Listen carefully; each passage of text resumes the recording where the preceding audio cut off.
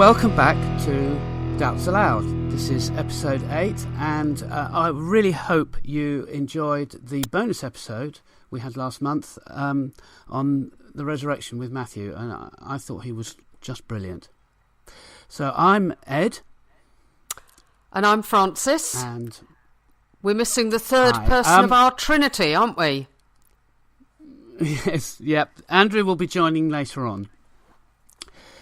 And Francis, we've had some feedback. We have, indeed, and we like feedback, don't we? This is what we got, and it was from Jerry Meador. Hope I've pronounced his name correctly. He said, "Hi, I just wanted to say that I'm really enjoying the podcast, and I have left you a review on iTunes. I didn't ask any questions in my review. I didn't even think about that at the time. But I do have one I would be interested in hearing you each answer. The question is this. Are there any arguments for Christianity that you find at least somewhat compelling? I'm not really interested in arguments for some vague, unknowable God, like you might get from a cosmological or teleological argument, but rather arguments for Christianity or the Christian God. Thanks so much to all of you. I've been very much enjoying each episode." And, well, thank you, Jerry. Thank you for your feedback. What do you say, Ed? Well, going straight to his point on arguments for Christianity specifically, I reckon the only options are to go for the resurrection or to go for fulfillment of Old Testament prophecy in the New Testament. And actually those are... Well, I think the resurrection is certainly worth looking at, and it's been one of my things, and we've just covered it. So I really don't actually, in the end, find it compelling. Fulfillment of prophecy, again, it's a tiny bit in one of the Psalms that does sound a bit like a crucifixion if you really go for it. But as a whole, it's more a reason to disbelieve than to believe. The prophecy fulfillment in the New Testament is very poor, and so I can't go with that. So if I thought of it this way: if God is real and He's the Christian God and He's going to make me a Christian, I can only see it as happening through some kind of religious experience, and that's the topic that we're going to focus on with this episode. Mm-hmm. So that's my little answer. Okay, I will say I don't find any arguments for Christianity specifically compelling. I can't think of one. The only arguments that I find of some weight are those that he doesn't want us to deal with, the general deistic arguments, like the fine-tuning argument. So anyway, yes, we're going to unpack that experience argument during the course of this month's episode. So we'll come back to that later, perhaps. And Ed, you've been interviewed in the Premier magazine, haven't you? Well, yes, in a manner of speaking. I went to the New Wine charismatic Christian camp. It's a sort of thing Christians do, that they have the Keswick conference and this and that and the other. Each flavour tends to have their own kind of Christian camp. And Maggie's really keen on this New Wine one, and I've been the sort of dutiful husband going along 2 or 3 times. And then I do my thing, which I do quite enjoy.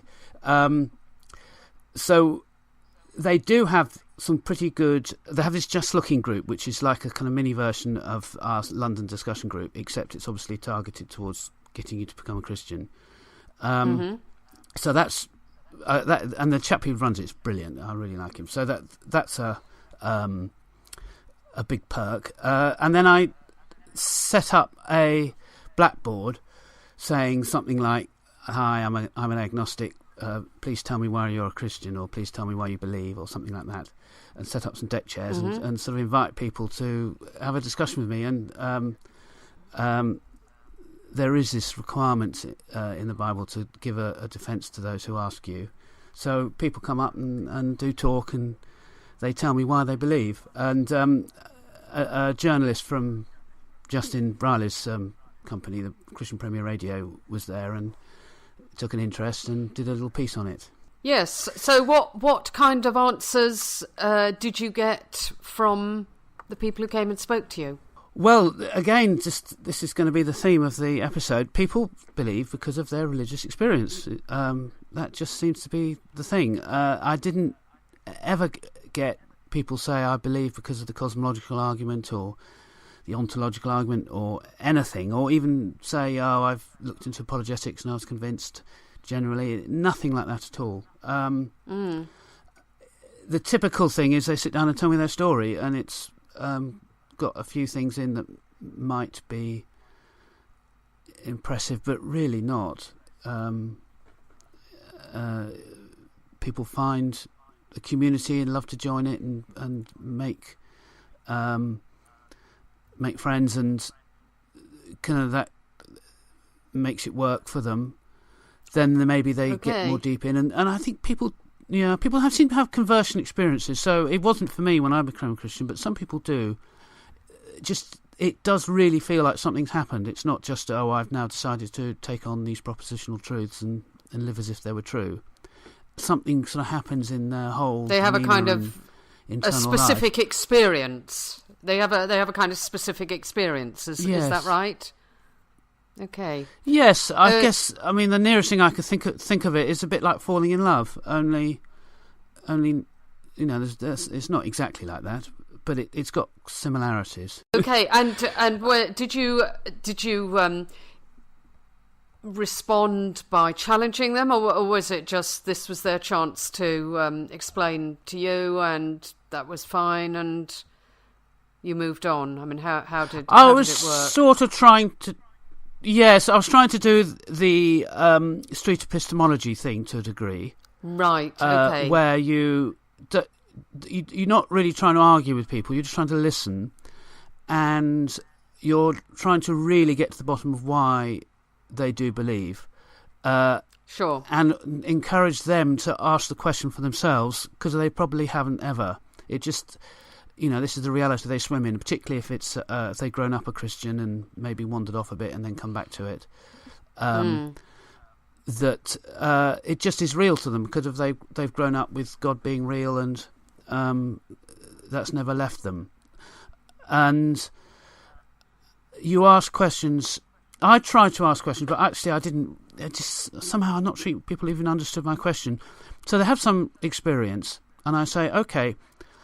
Just imagine, as a complete hypothetical, you went to university and you studied psychology and sociology, and you understood that there were completely naturalistic explanations or scientific explanations for the experiences you've just described to me. Would that mean you wouldn't believe anymore? So that's the kind of question I imagine a street epistemologist who knew what to do would be asking. But somehow I couldn't get it through to them. That was what I was saying. I guess what I like about your approach, and what I don't always like about Bagassian's approach, is that you invited people to come and speak to you. And I prefer that to his approach, which is that he goes out looking for people to deconvert. And personally, I don't see that as my job. If people want to justify their beliefs, then I'm happy to come back at them. But I'm not looking to deconvert people just because they believe. If they want to believe, that's their business. It's only if they try and kind of present it as an argument that I then feel that I'm engaged in the process of questioning their beliefs. Yeah. But anyway. So a good time had by all. Yes. Do you want to tell us any more about the new wine? Well, actually, amazingly, this atonement issue kept coming up. The first seminar I went to was on it, justifying why did Jesus have to die, and she started the seminar by saying how this really troubled her, and she had to dive deep in and everything. Right. And that Christianity, if it's true, really must bear scrutiny. And then she said, but the New Testament doesn't tell us, so we don't need to know. And here are some pictures. So all she did was present some of the material that Andrew did, saying, well, of course it doesn't all work, but here's a bit of some pictures, so that we have the picture of the prison and being released from, with the ransom stuff that we heard, the picture of the law court, the picture of a battlefield and the Christus Victor stuff. So, but it didn't all hang together, because she said, it's not going to hang together. You're just not supposed to believe. It's all kind of pull a mystery card, I guess. So that wasn't very satisfactory. And then later in the week, there was a very good talk about narrative, which I thought was really good, because I think worldviews and narratives are really intertwined. And the chap was saying how you should, as you talk to your non-Christian friends, talk about a narrative. And he gave us an example, a story of someone in prison and being ransomed and that sort of thing. And it turned out my sister was in the room. I had no idea she was there at all. She's high up in the Anglican Church. And she piped up and said how, well, I don't understand the ransom. It seems silly to me. Who's the ransom paid to? Is it paid to God, or is it paid to the devil? It doesn't make any sense, whatever you say.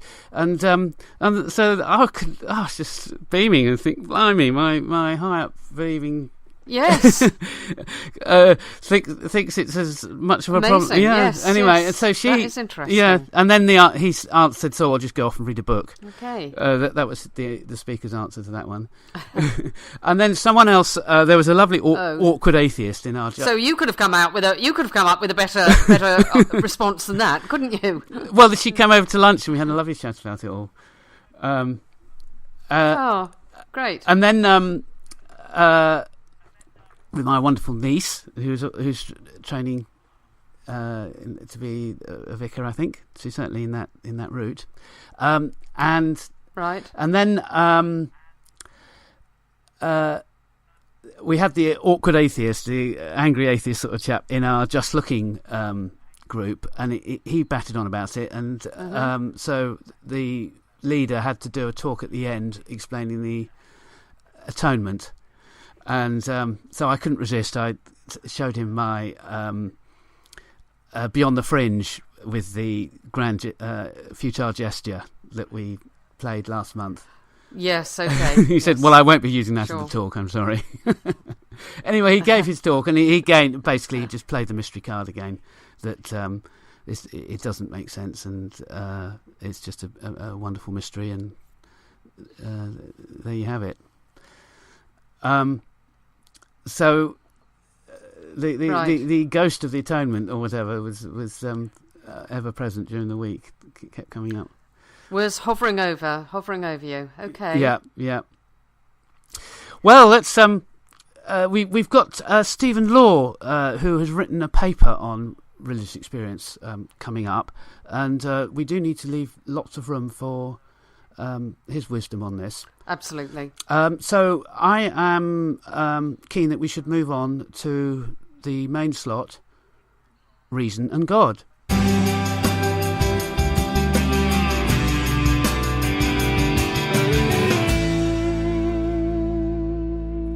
So I'm going to just give a tiny bit of background. We've got this sort of theme of these 50 arguments for God, and we're kind of throwing in 50 arguments that seem to be against.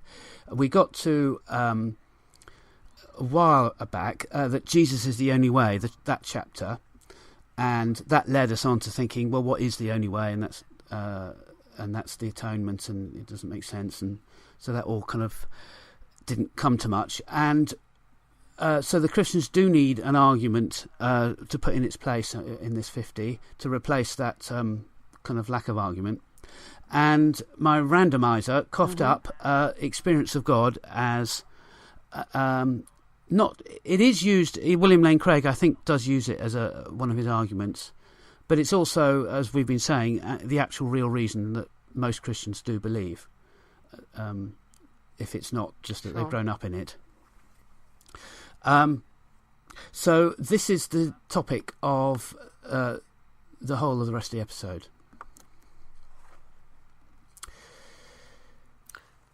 Okay. Did you believe on experience in any way when you were briefly still in the faith? Oh, goodness me, no.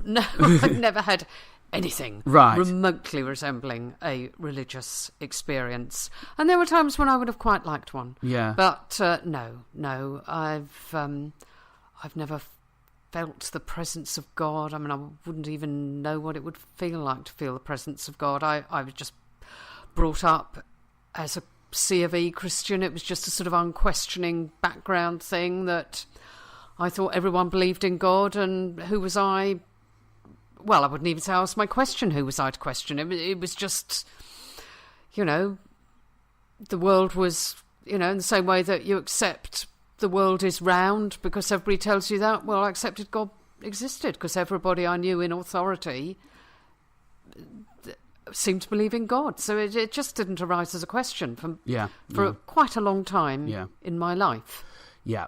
And I guess during the early stage of my life, yeah. I mean, by the time I was 11, I was starting to think, well, can't actually see God, and it all seems a bit odd. It doesn't seem quite as one would expect it to be if there were a God. So I mean, there were worries developed round about then. But certainly during the early stage of my life, I just believed because, or I believed. Yeah. I'm not sure I did believe. Yeah. Actually believe, but anyway. What about you? I didn't really have a strong religious experience at all, even though I was eager for them and was in the charismatic thing. So people were doing their charismatic stuff around me and clearly having experiences. And actually, it was quite difficult to resist the feeling of being left out and that kind of feeling. And that kind of echoed some of the issues I had as a child, growing up on the farm and feeling I didn't have any friends and all that sort of stuff. So it's very difficult to unpack what was just psychology and what was sort of genuine hang on, it doesn't make sense. But that was just something I kind of quietly struggled with through my Christian walk.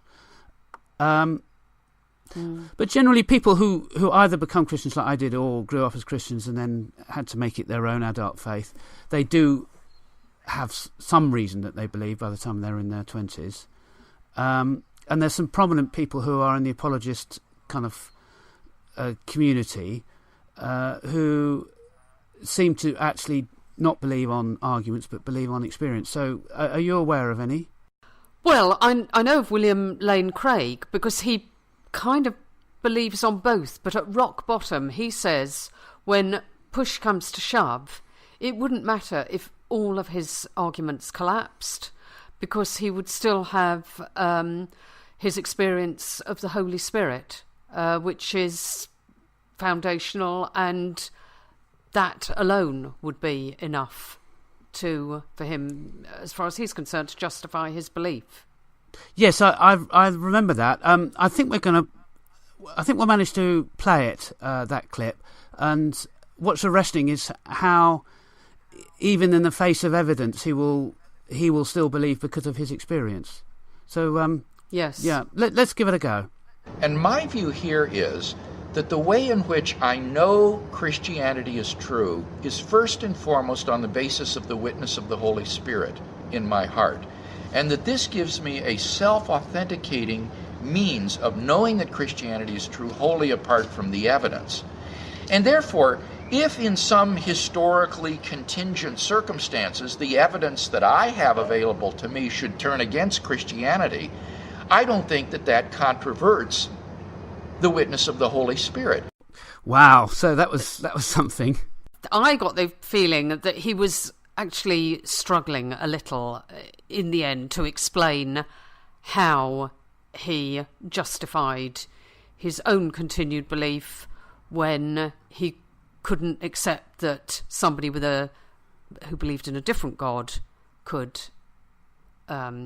maintain that belief in the face of evidence. If they've got evidence going against them, it seems to be they're being irrational, whereas if he's got evidence going against him, he's relying on a properly basic belief. It doesn't make an awful lot of sense. No. Did you think that?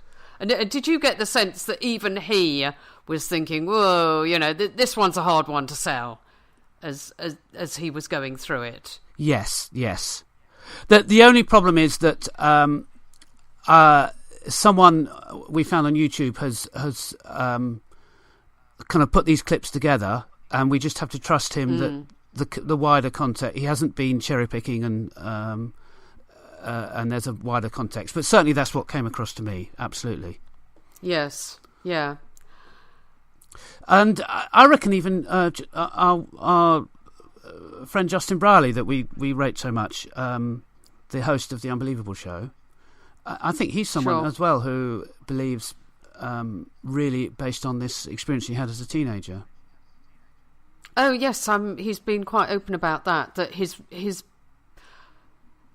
primary reason for believing was that he had what he believes was an actual encounter with God or Jesus, and thereafter he found that there were good arguments as well. I mean, I don't think there's anything wrong with that, because there can be a number of reasons for people taking a decision. It doesn't have to be just the one reason, but if it is personal experience, then it is by definition personal, and it can't be used as a justification to try and persuade other people to believe. Yeah. Well, certainly that. I mean, one of the... I was slightly disappointed in the Unbelievable Big Conversation that they've been running, have been running on YouTube, the one between Richard Cole and Darren Brown, when Richard Cole referred to his personal experience of the risen Christ. I would have liked to have heard more about that. I mean, what was his personal experience of the risen Christ, and how did it happen, and why was it so compelling? Yeah. But presumably, I mean, I will say, sorry. Well, I'm just assuming it's in this whole region. It's not some external experience; it's some internal experience. I assume it is. I would still like to have heard about the context in which it happened, and well, just a bit more about what the internal experience was like. But probably if I research, there's probably something out there that he will have written about it, so I could pick that up. But I mean, I will say I'm quite happy that I'm actually quite happy that people can found their beliefs on a personal experience, as long as they accept that is not a rational reason for anyone else to believe, and it's not an actually justified reason for them to believe. But their beliefs are their beliefs, and I will always say that when I say I believe something, that is primarily a statement about me, rather than it is a statement about the thing. Well, Stephen Law will push back against that quite a lot, I reckon, because that's the focus of his paper. Well, I think what he says, having read his paper, I mean, obviously you're going to interview him later, and unfortunately I can't be there for that interview. I don't think he disagrees with that. I think what he says is somebody can believe that, but they can't say that it's rational anymore. So what he says is, yes, this can create a belief, but what you have to accept is that your belief, if your belief is just based on some internal feeling, it's not you haven't got a rational justification for your belief. You've just got the belief, not the rational underpinning. And that's what I would say. Yeah. Okay, you can believe this, but if that's all your basis, it's not rational. Yeah. Your belief is not rational. Yeah. we're not going to sort of cover this with Stephen, but I reckon it bleeds into wider issues, because if people believe certain things and that's how they see the world, and they are choosing to be rational agents in the world, it behoves them to make sure their beliefs are correct. And if they're not rationally based... Well, I know that's...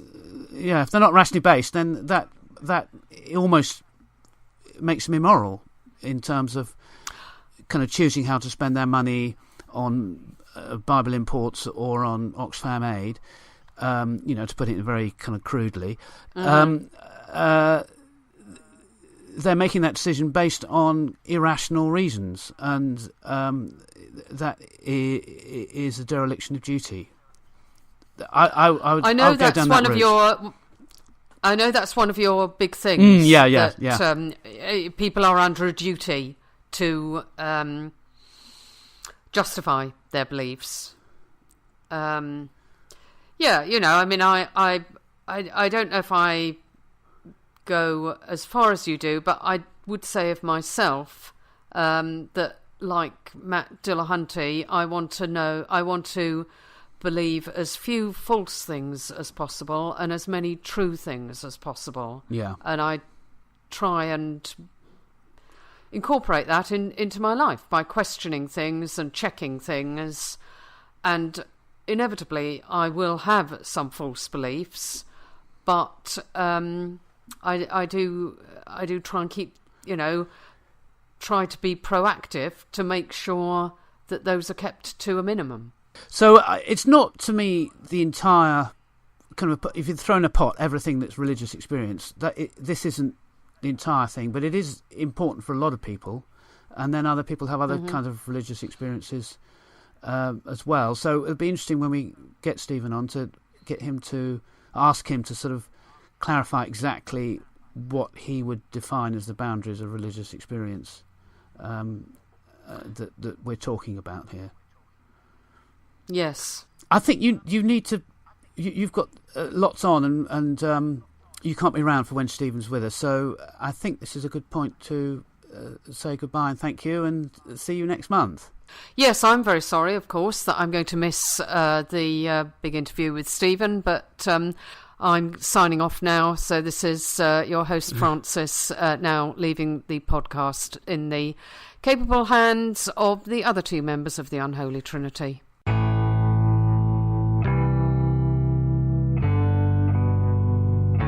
And welcome back. I'm now with Andrew and Stephen as well. So, Andrew, hi. Hi, yes, I'm back and Francis is gone, and so this is one interesting show. I just want to give a bit of background.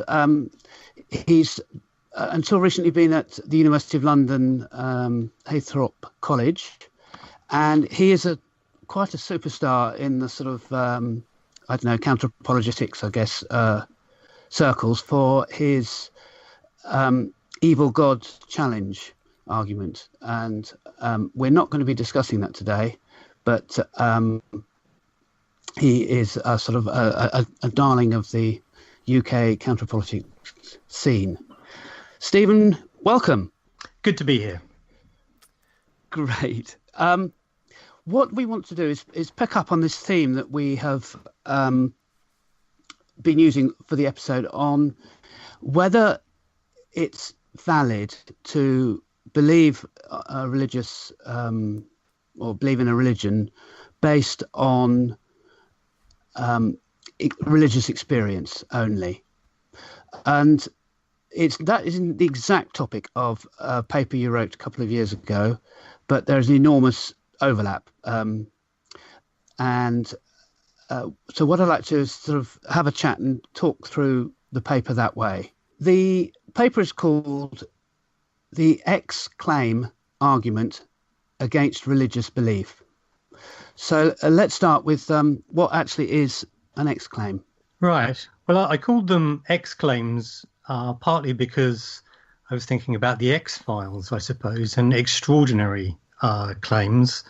An X-claim is a variety of extraordinary claim. It's a claim about the existence of some sort of invisible, hidden agency. So you and I we're both agents. We have beliefs and desires on which we can act. And there are other species which also are agents, tigers and lions, monkeys and so on. They have beliefs, they have desires on which they can more or less rationally act. And then you might suppose that in addition to these more familiar agents, there are also hidden agents, hidden behind the scenes, not normally available to the naked eye. And in fact, pretty much every human culture has included belief in some such hidden agency. So it might be dead ancestors walking amongst us, or it might be spirit beings, nature spirits, fairies, goblins, aliens, and so on. All sorts of strange beings have been posited operating behind the scenes. And in fact, my paper begins with a quote from Steven Pinker, who says, in all human cultures, people believe the soul lives on after death, that ritual can change the physical world and divine the truth, that illness and misfortune are caused and alleviated by a variety of invisible person-like entities, spirits, ghosts, saints, evil, demons, cherubim, Jesus, devils and gods, and so on. And that is quite an extraordinary fact about human beings, that we are so very, very prone to believing in these invisible presences, and we attribute to them extraordinary powers very often. And then also we sometimes attribute to ourselves the extraordinary power or ability to detect them. So at least some of us, it's supposed, have the ability to, glimpse, if only dimly, through the veil and detect the presence of these beings. So Psychic Sally, for example, but maintains that she can communicate with your dead relatives by means of some sort of sixth sense. And then, in ancient Greece, the oracle was claimed to be able to, divine what the gods intended, what they planned for us, and so on. So in short, X claims are claims about hidden agency and associated extraordinary powers and abilities. How would you describe a religious experience for the sake of this argument? Well, many religious people believe that they can sense the presence of various hidden agents associated with their religion. So, it might be God directly, or it might be, a saint or an angel or a devil or whatever. And the interesting thing about these claims is that they can, if you note, for example, that it's reasonable for me to believe that there's an orange on my desk if I can, if it very clearly seems to me that there's an orange on my desk and I've no reason to think if there's anything funny going on, any fake oranges around and so on. If generally speaking, more generally, it's true that we can trust our senses, it's reasonable to believe that how things appear is how things are, then we should apply this to religious experiences too. If it really seems to somebody that God is speaking to them, and they've no reason to think that they are being deceived or tricked or some other funny business is going on, well, then it's entirely reasonable for them to believe that God is speaking to them on just that basis. We've sort of talked about that earlier on before we introduced you, when I was talking to Francis. Yeah.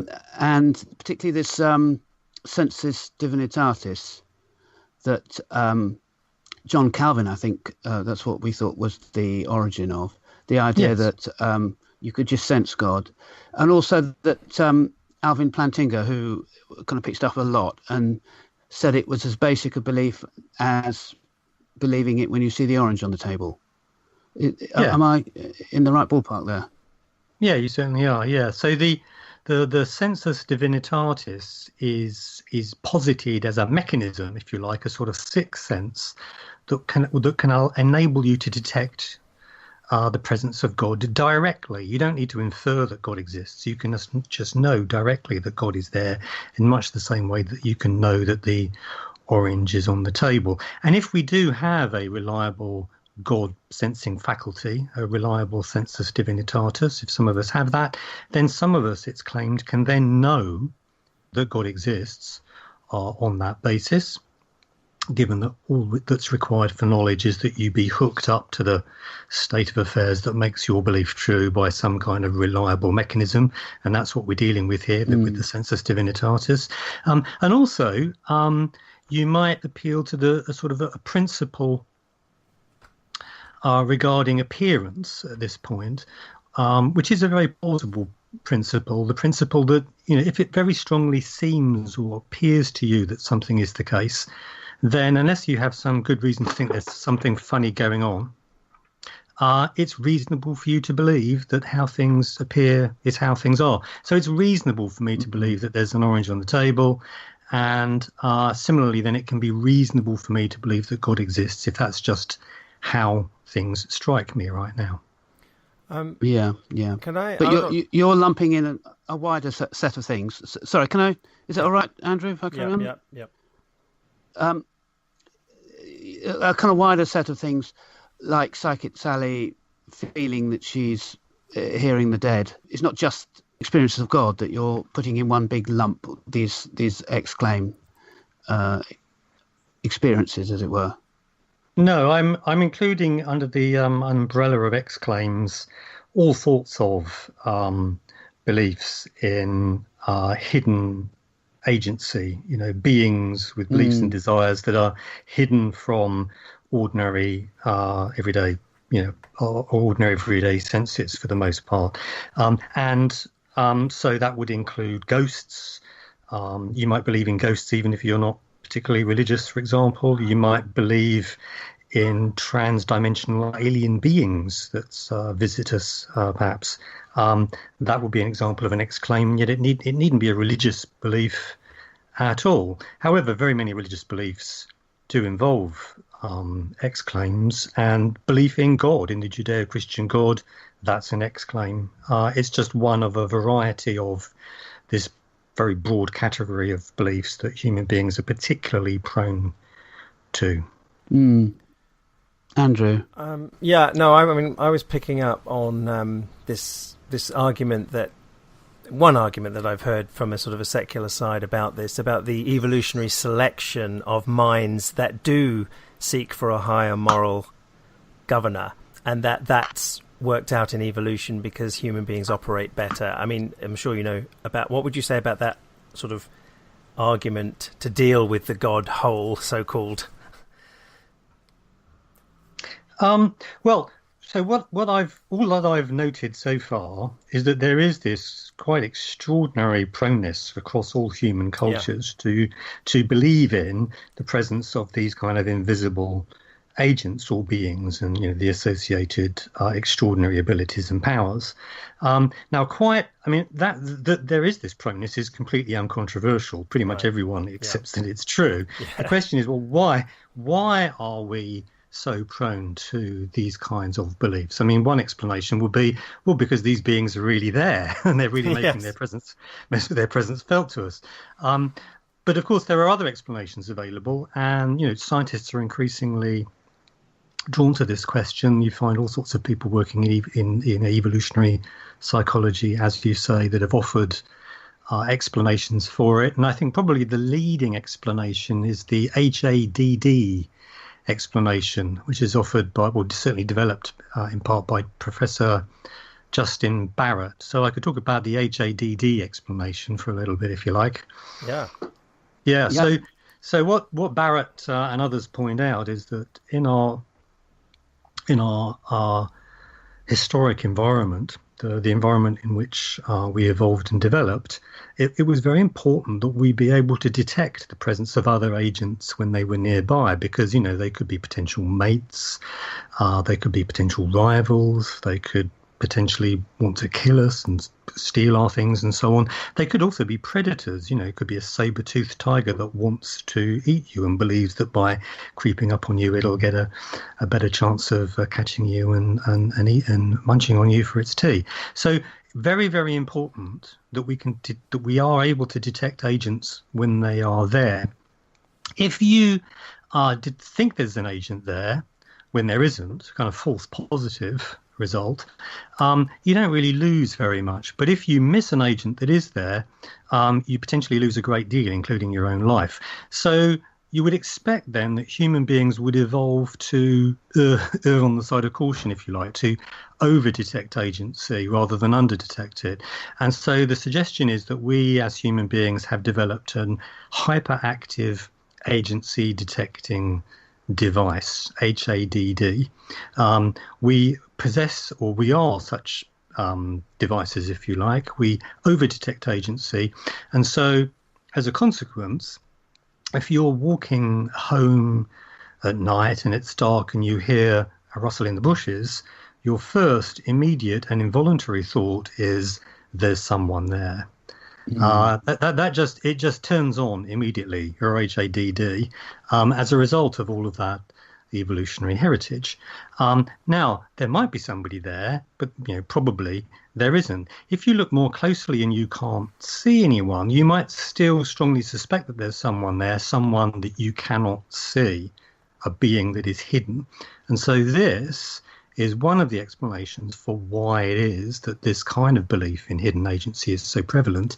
It's a product of our overactive HADD, hyperactive agency detecting device, as it's called. Now, is that explanation correct? Well, it sounds quite plausible, but it may or may not be correct. My argument doesn't require that explanation be correct. I don't need to endorse that explanation. There are other explanations which have been offered too. I don't need to endorse any of them. All I need to point to, as far as my argument is concerned, is the fact that these explanations are trying to explain the fact that we are, as human beings, extraordinarily prone to these false positive beliefs in, I'm assuming in many cases, false positive beliefs in hidden agency. But you're saying that. How do you know that they are false, or loads of them are false? Yeah, well, that's a good question, of course. So one way that you can know that they're false is because they contradict each other. So if one religion is true and the entities that it posits are real, then the entities posited by another religion that in many cases cannot be real. So there's the fact that the belief systems contradict each other, so we know that they can't all be true. So there's that evidence.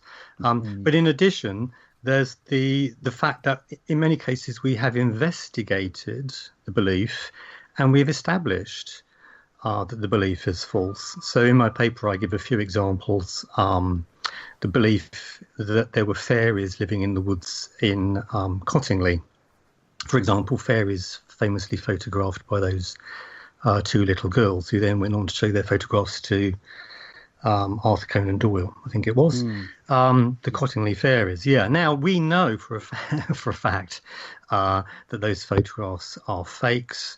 That there were no fairies being photographed by those two little girls. Maybe fairies exist, but certainly those fairies did not exist. Yeah. And then there are countless other examples. If you take out... Oh, you'll have to give us the sneezing ghost. I love that one. The sneezing ghost, yeah. Well, my friend Professor Chris French at Goldsmiths was involved in the Haunted Homes TV programme several years ago now, as the sort of token skeptic on the show. And one of the things that happened was when they were wandering around a dark basement, a kind of a sneeze sound was heard. And the program makers got terribly excited about this, as did the supposed psychics on the show. But then Chris went back later to see exactly what was going on in the basement, and he found, as he walked into a particular area, that there was a tss sound, and that tss sound was an automatic air freshener that they had set off by moving into the range of the air freshener. That was the sneezing ghost. There was no sneezing ghost. That should have been on the program thoroughly debunked, but it wasn't. But Chris certainly established to his own satisfaction that it wasn't there. So we know that very, very many of these beings are just not there. We know that we're highly prone to false positive beliefs in such beings. There's no evidence that we're prone to false negative beliefs, that we're failing to detect beings that are there, hidden beings, but we do know, we have very good evidence that we're highly prone to false positive beliefs in these hidden beings, X-claim beliefs. Right. Stephen, and I was mentioning to Ed earlier about a story. We went to a religious festival last year, and a friend of Ed's, and you didn't remember the story as well as I did, Ed, it seems. No, I don't. We had there was a friend of Ed's there, and this is really interesting because it ties into exactly what you've just said, but almost with another evidence of pointing to non-reality, because this person absolutely swore she had a visitation. Matter of fact, she became a Christian because of a visitation of an angel that was there, was real, and was talking. And it was like, that was such a powerful experience for this woman that she couldn't avoid dealing with it. Now, she was happy for Ed and I to question her on this, and the first thing that came to my mind when she described the experience is that what she described was an angel of more or less medieval art or tradition, like a winged angel, looking like the angels of pictures. But actually, having come from a very strong sort of biblical Christian background myself, I know that the visitations mainly in the Bible are angels that were almost thought to be men, and they didn't know the difference sometimes, or it could have been a man with white apparel and maybe bright. But this whole concept of sort of winged visitors isn't really there. I mean, there are some six-winged cherubims in Ezekiel and things like that are guardians in heaven and stuff, but the way she described a visit would have been far more realistic to me if she'd described a visit at least in the biblical's main visiting angel scenario, and she wasn't doing that. So to me, it means that her reality, although she didn't know it, was picking up on more later traditions of angels. And what would you say to that? Yeah, that's clearly some evidence that, well, it's pretty good evidence that she was certainly colouring the experience. Yes. You know, that her own sort of background beliefs and assumptions were colouring what it is that she thought she was experiencing. So, you know, the power of suggestion was very much kicking in there. Yeah. But I suppose that she might say in response, but, you know, even if that's true, it doesn't follow that I wasn't experiencing some kind of agent. She may acknowledge that, yes, you know, my experience was coloured by my preconceptions, by the power of suggestion. But still, you know, I may have been I believe I was detecting some kind of agent, and you haven't established that I haven't. Right. So, you know, she might respond in that way. Now, I think that, you know, that might be true. Maybe there was some being there, and she merely, you know, through the power of suggestion, packaged it herself in a particular way with, you know, medieval wings and so on. Yeah. But the fact is that, you know, once you know that people are, you know, generating spurious bits and pieces, so far as the experience is concerned, that tends to throw all of the experience into more doubt. This doesn't establish that there was no angel or being present, but it begins to throw much more doubt on that claim. As I say, in other cases, we know for sure that the being was not there. We can be very confident that it was just an air freshener or whatever it might happen to be. Right, that's interesting. What do you think about someone saying, like, I have lots and lots of Christian friends who would just say, you know, if you doubted angels, they would look at you like you were mad. Of course angels exist. If you said and started talking about fairies, they would look at you equally madly, thinking you're delusional. So what would you say about the mental compartments of that kind of thinking? Well, I guess what you're pointing to there is the beginnings of an argument for doubting all of these experiences.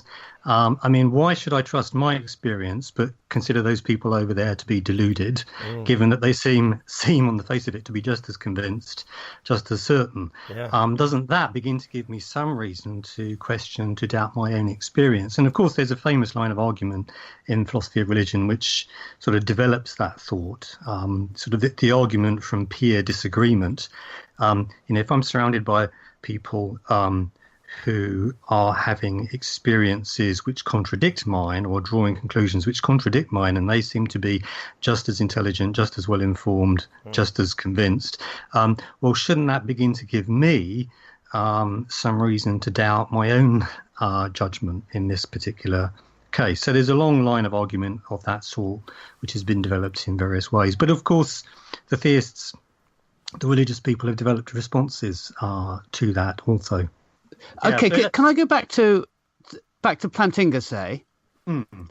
And he's sitting there, and he doesn't believe in God because of the ontological argument or anything else.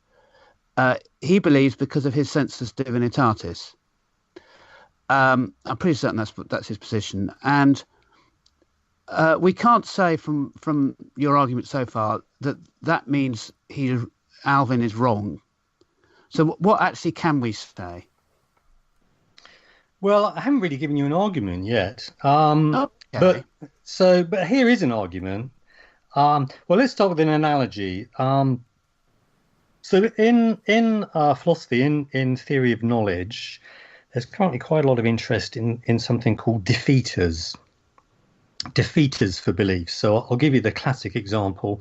You're looking at some objects rolling past on an assembly line. Let's call them widgets, okay? And the widgets look red. Now, given that they look red and you've no reason to think there's anything funny going on, it's reasonable to believe that the widgets are red. So that's what you believe. You believe the widgets are red. Now, that's a reasonable belief under those circumstances. However, you now, let's suppose, get a new piece of information.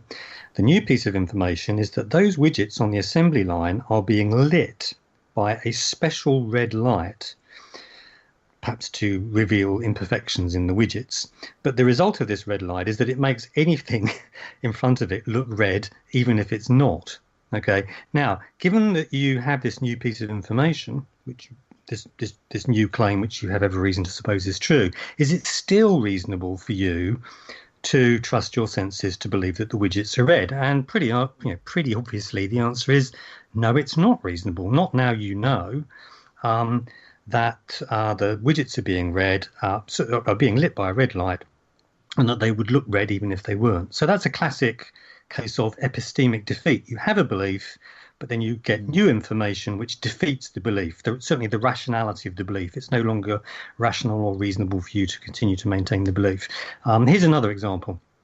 Suppose you seem to see a snake on the grass in front of you. Well, under those circumstances, it's reasonable perhaps for you to believe that there's a snake there, particularly if that you live in a neighbourhood where snakes occasionally are discovered. But now, it's a proper basic belief that there's a snake there. Yeah. So, but now you get some new information. The new information is you have every reason to suppose that this is true. You've been given a drug that produces snake hallucinations, which are so convincing that people mistake the hallucination for the real thing. You're given ample evidence that this drug has been administered to you. Is it still reasonable for you to believe that there's a snake on the grass in front of you? No, not now. Not now you've been given this new information. This new information provides you with a defeater, a rationality defeater, if you like, for your original belief. Your belief, before you got this new information, was a reasonable belief. But now you've got the new information, it's no longer reasonable for you to maintain it. Now, given that this kind of undermining of belief is effective, generally speaking, when we look at belief in X claims, we see, you may believe that your dead Auntie Marge is in the room with you because that's very much exactly how it seems to you. You currently don't have any sense that there's something funny going on. So you believe that Auntie Marge is there. Well, and let's suppose she is. Let's suppose you've got a reliable spirit sense and you currently really are detecting the presence of Auntie Marge. Nevertheless, once I point out to you this very well established fact about X claims, that we are, as human beings, remarkably prone to false positive beliefs in the presence of some kind of hidden agent, perhaps revealed by some kind of extraordinary faculty. Once you're in possession of that information, that should lead you to distrust your experience. You should no longer believe that Auntie Marge is in the room with you simply because that's how it strikes you, because you know that this kind of belief, but a belief in an invisible presence, people are having those kind of beliefs all the time and they're mistaken, and these people are just as seem just as convinced as you, but we know that they're wrong. So you really shouldn't be trusting your own experience. You have a defeater for your belief. Now, if that's true, and that's the right conclusion that you should draw about Auntie Marge, then you should draw the same conclusion about God. Maybe it seems to you that there is a God. Maybe it's reasonable for you to believe that there is a God if that's very much how it seems to you, and you have no reason to think there's anything funny going on. The trouble is, you now do have reason to think there's something funny going on. You know that there's a very powerful mechanism operating in human beings or on human beings that induces false positive beliefs of this sort. And once you know that, you should no longer just take appearance at face value. So you should be skeptical about the existence of God if your belief is based purely on religious experience, in much the same way as you should be skeptical about the presence of your dead Auntie Marge if it's based purely on some kind of spiritual experience. Exactly the same kind of skepticism is warranted in each case. That's my argument. Yeah. So you're saying it's irrational rather than incorrect to believe. Yes, it's irrational. Maybe Auntie Marge really is in the room with you, and you're one of the lucky few that really does have a reliable sensus spiritualis, if you like, a reliable spirit sensing. Maybe you really do have that. It doesn't matter. The fact is that once you know that you're surrounded by people who are, to all intents and purposes, having the same subjective kind of experience, and you know that in very many cases they are mistaken, then you shouldn't be trusting your experience, even if, as a matter of fact, it is the product of some reliable spirit sense. The same goes then for belief in God. You should not trust. It's irrational for you to trust your religious experience once you possess this new information about X claims more generally, of which this is merely one example. That's the outline of my argument, if you like. Yeah. And just to clear up in passing before we move on, you're not saying it's irrational to believe in Christianity or any other thing per se.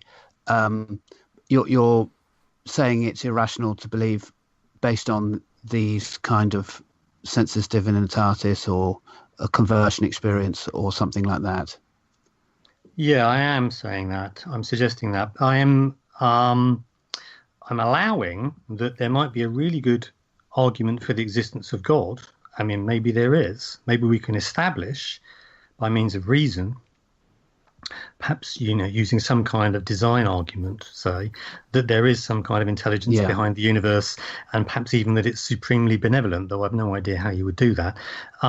Maybe that could be done. Maybe Jesus rising from being raised from the dead, maybe that could be established on the basis of historical evidence, say. But if your belief is based solely, and the authority of your belief, if you like, is rooted solely in some kind of subjective sense that it's true, you just feel that God exists and is speaking to you. You read the Bible and you just feel that this must be true, that this is the truth. Well, actually, now you have a defeater for your belief, a rationality defeater. It's no longer reasonable for you to maintain your belief under those circumstances, is my suggestion. Yeah. Mm-hmm. And so this is bad news. Wow. This is going to be bad news for Alvin Plantinga. It also means that those people who say, oh, I don't need religious experience because I've got a really good argument for the existence of God, suddenly the stakes are really very much higher so far as the arguments are concerned now, because everything turns on you having a good argument. The subjective experience used to provide a kind of get-out-of-jail-free card for religious people who would say, well, here's my argument and I think it's pretty good, but even if you can refute my argument, it doesn't matter because, I've got this backup safety net. It just really seems to me that God exists, and given that, then it's reasonable for me to believe that God exists anyway, even if I don't have a good argument. Well, if I'm correct, that safety net is now gone and everything turns on them having a good argument for the existence of God, which of course they don't have. Yeah. But they may think they do. And so certainly the onus is very much on them. Craig. I beg your pardon? we had William Lane Craig. We've used a clip from him saying how the witness of the Holy Spirit is sort of trumps everything. Exactly. And that's what he believes. I don't know. Yes. Yeah. In your it's a very dangerous. Oh, sorry. Sorry. It's a very dangerous strategy, and many religious people realise it's a very dangerous strategy to make your religious belief rest on evidence, because if the evidence turns out not to be any good, well, bang goes your belief. So they normally have in their back pocket. William Lane Craig is very happy to provide the arguments and the evidence and so on, but in his back pocket he's got this get out of jail free card, which is, well, even if all of my arguments turn out to be rubbish, it doesn't matter, I can still reasonably believe in God, because in the last analysis that's just very much how it seems to me, and if that's very much how it seems to me, then it's reasonable for me to believe that God exists. I'm taking that card away now, so now the stakes are that much higher when it comes to the arguments. I think Alvin's a more of a big deal, though, isn't he, than Craig? He's considered much more seriously, more broadly. But you seem to be taking away his absolutely key argument from his, it's a proper basic belief to believe in God. So has your paper been greeted with trumpets and maybe a shitstorm? No, actually, it hasn't had very much attention, this paper, which is a shame. Obviously, I'd like it to have a bit more attention. But, so far, not very much attention. So if you can get it a bit more attention, that would be great. I'd be very appreciative. If Alvin, if you're here, one of our listeners, then please note. Yeah. I was going to note, in my experience, by a long shot, that it's experience of Christians that is well in front, and even if they don't admit it, a lot of them do, even if they don't, it's still the case. Evidence doesn't do a thing, and I've noticed, if anything, and I think I picked this up, Stephen, on listening, funny enough, to a different subject that you talked about, which was young earth creationism, and it was pointing out that they made arguments to fit their story, and they were changing everything science to fit their story, and it seems to me that it's the belief in the story and some kind of experience that you just find any ad hoc argument to fit the story. But I've always thought, can that be reversed? Have people done that to you, to say that you're finding ad hoc arguments to fit your story, almost trying to turn it on its table and think that, well, you have no belief in God and you'll do anything in the same way to fit that story? Have you had that sort of challenge? Well, I'm sure it's true. I mean, to some extent, we're all, subject to confirmation bias. We do look for the arguments that back up our case. We do tend to overlook the ones that are going to cause us trouble. Maybe that's why my paper has not received the attention that it should at this point. So, I certainly don't claim to be perfectly rational. I make mistakes. I'm subject to biases, but I am doing my darndest to avoid sliding into that kind of intellectual black hole, if you like, where you become trapped in a bubble of belief, and you find it becomes impossible for you ever to think your way out of it again. I mean, there are warning signs that that's going on, and many religious people they exhibit those warning signs. I can't see that those warning signs, that those little red lights are coming on for me, but I'm constantly looking, and if other people point out to me that I am doing that, I'll certainly look. I'll take the suggestion seriously. We all need to be on our guard against that kind of cognitive bias.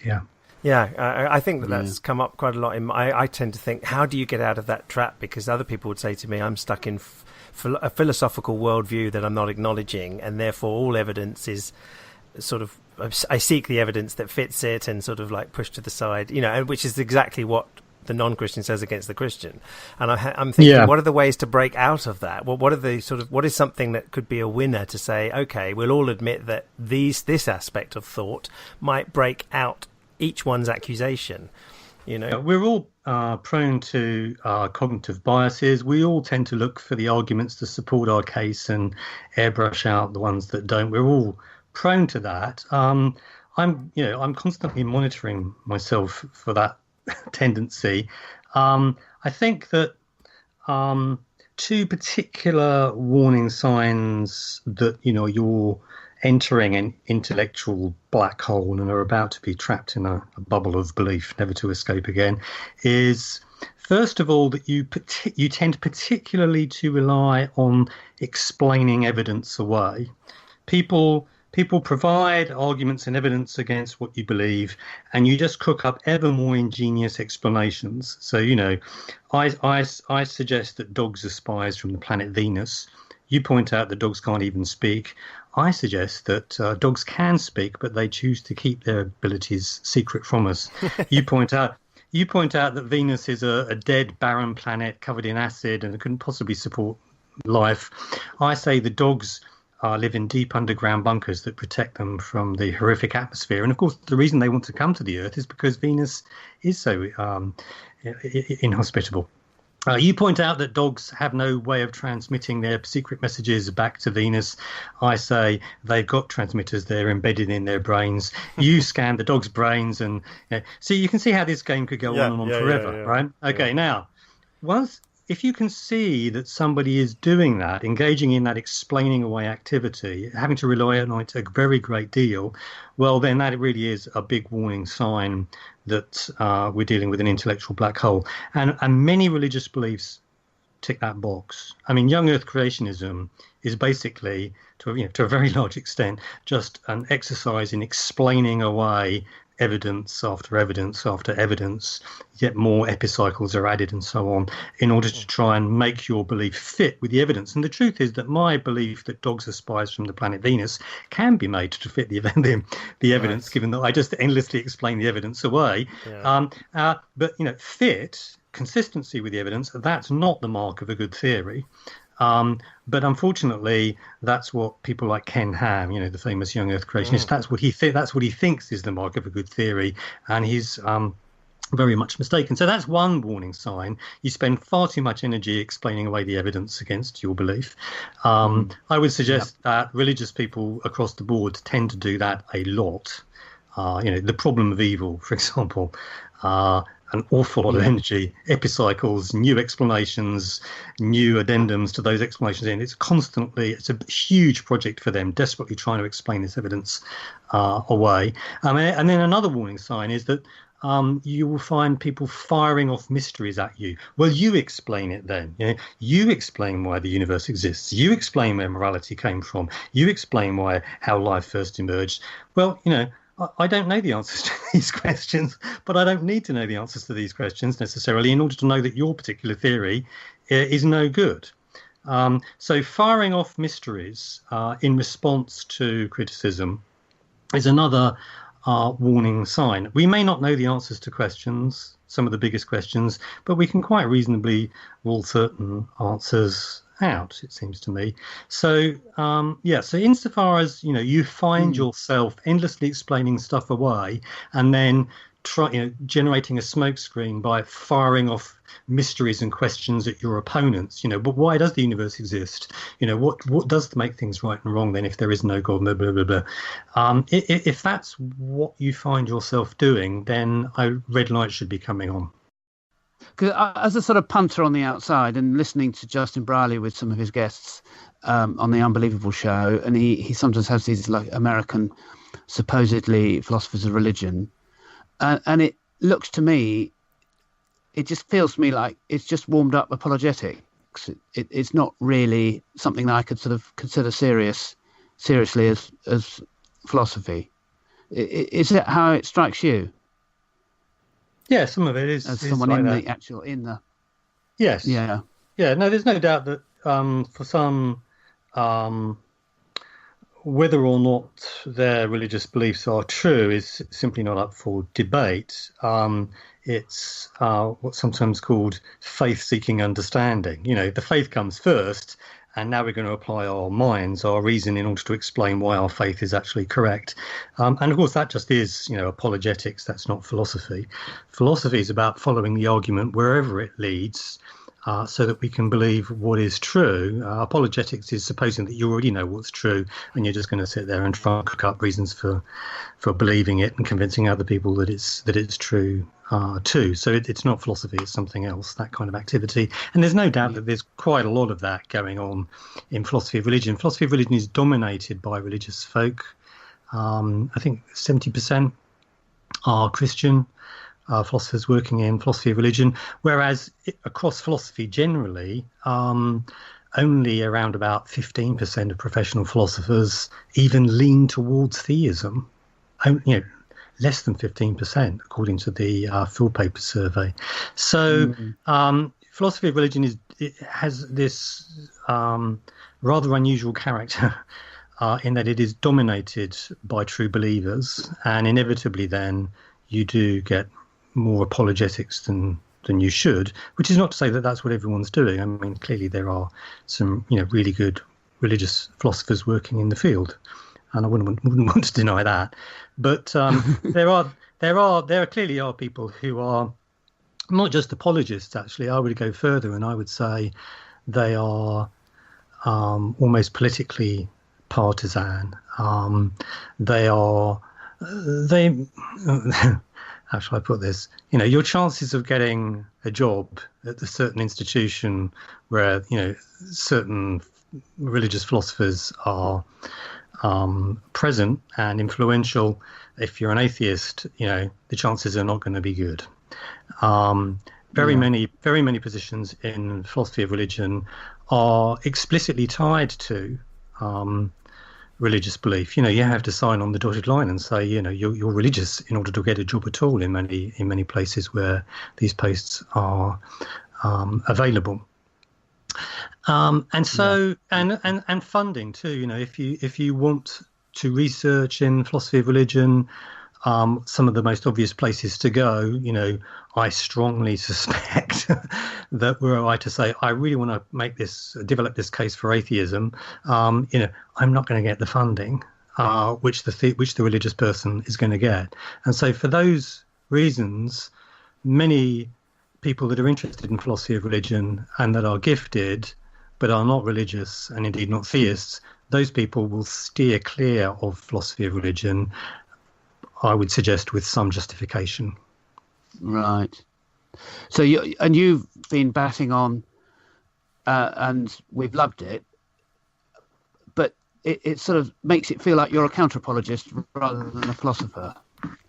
I don't want to be rude to you, but I do want to sort of prompt interesting discussion. So how would you respond to that?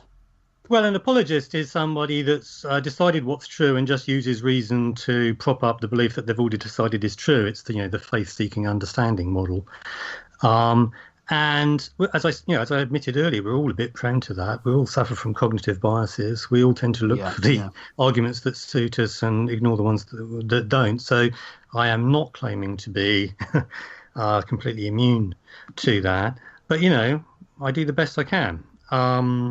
I try as hard as I can not to fall foul of that. And I've even spent some time thinking about exactly what the warning signs are when people do fall foul of that, because I don't want to fall foul of it. And I want to be aware of the danger signs. And so I wrote a book about that called Believing Bullshit a few years ago, which identifies eight key warning signs that you are indeed about to slide inexorably into an intellectual black hole and become its intellectual prisoner. So this is something that I've thought about a lot. There's no, I can't give you a soundbite which would explain exactly why I'm not guilty, whereas those other people are. It's far too complicated an issue. But I do think about that a lot. That was great. I think we've probably exceeded our time, actually, Andrew. We have, yes. We have indeed. But it's been a terrific discussion and a lot of things to think about for sure. Yeah, absolutely brilliant. My pleasure, mate. It was one of my highlights of the discussion group when you came along great. and presented this material. We'll be back next month. So, Stephen, thank you, and it's goodbye from me. And it's goodbye from me, Andrew. Thank you for having me. It's been fun.